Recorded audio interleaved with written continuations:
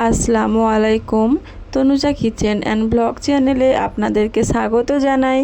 আজ আমি বানিয়ে দেখাবো পারফেক্ট পদ্ধতিতে মাংস কষা রেসিপি। আপনারা অনেকেই বলে থাকেন মাংস রান্না করলে ঠিকঠাক কালার আসে না। আজ এই রেসিপিটা দেখলে আপনারা বুঝতে পারবেন। চলুন তাহলে দেখে নিই এটা আমি কিভাবে বানাই। এখানে 1 কেজি পরিমাণ গরুর মাংস নিয়েছি। আপনারা চাইলে এখানে খাসির মাংস ব্যবহার করতে পারবেন। এখানে দুটো বড় সাইজের পেঁয়াজ কুচিয়ে নিয়েছি, রসুন, আদা ও 5টি কাঁচা লঙ্কা অল্প পানি দিয়ে একসঙ্গে পেস্ট বানিয়ে নিয়েছি।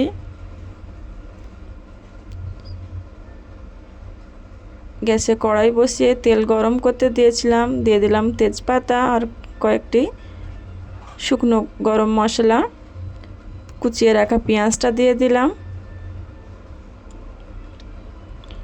ভালোভাবে নেড়ে চেড়ে পেঁয়াজটা 1 মিনিট মতো ভেজে নেব। পেঁয়াজ একটু নরম হয়ে গেলে ওই পর্যায়ে আগে থেকে বেটে রাখা আদা, রসুন, কাঁচা লঙ্কা দিয়ে দিলাম। মশলাটা একটু হালকা ভেজে মাংসটা দিয়ে দিলাম।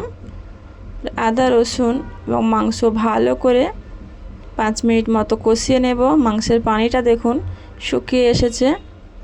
অবশ্যই মাংসের পানিটা শুকিয়ে যাওয়ার পর্যন্ত আপনাকে কষাতে হবে। মাংসের পানি দেখুন আমার শুকিয়ে গেছে, তেল তেল হয়ে গেছে।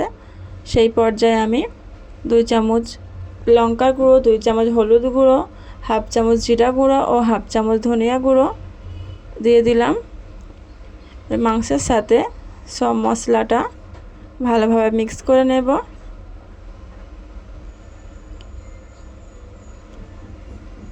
আবারও 5 মিনিট মতো ভালোভাবে কষিয়ে নেব। খেয়াল রাখবেন মাংসটা যত বেশি কষানো হবে খেতে ততটা দুর্দান্ত হবে আর মাংসের কালারটা ঠিকঠাক পারফেক্ট আসবে।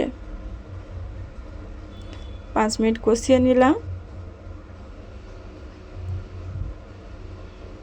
এখানে আমি একটি টমেটো কুচিয়ে রেখেছিলাম, দিয়ে দিলাম। টমেটোটাকেও ভালোভাবে এর সঙ্গে কষিয়ে নরম করে নিয়েছি। তারপরে পানি দিয়ে আমি কষিয়ে নিয়েছি। দেখুন আধা ঘন্টা পরে ফিরে এসেছি। তরকারিটা আমার রেডি হয়ে গেছে। কালারটা দেখুন কত দুর্দান্ত হয়েছে। আপনারা এই টিপসগুলো ফলো করে মাংস রাঁধলে অবশ্যই আপনাদের মাংস কালার আসবে। ধন্যবাদ।